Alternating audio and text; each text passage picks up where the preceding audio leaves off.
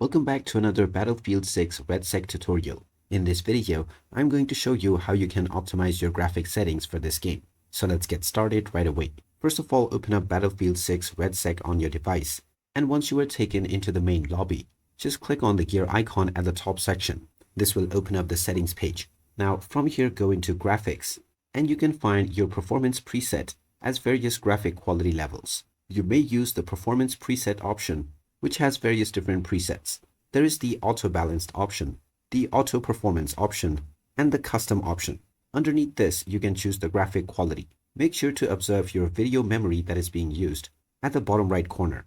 Now, as you can see, there is the low, medium, high, ultra, and the overkill preset. At the bottom right corner, the overkill preset far exceeds my GPU capabilities. So I'm going to reduce this to ultra.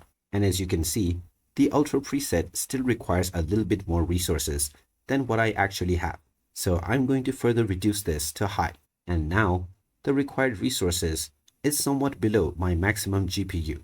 If I shift down to medium, then I will have more room to play around with so that my system doesn't get overloaded. You can also check other advanced settings within the edit option inside advanced. You can try reducing the resolution scale to about 75 or 80, which will also reduce the load on your GPU massively. Make sure the in-game frame rate limiter is turned off, but you may turn it on within the menu.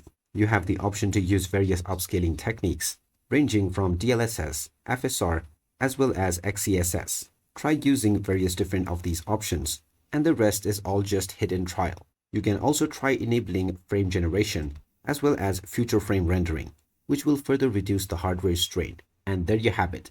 That is how you can optimize the graphic settings on the Battlefield 6 REDSEC game. If you find this video helpful, don't forget to hit that like button and subscribe to our channel for more helpful tips and tutorials. Thanks for watching, and I'll see you again in the next one.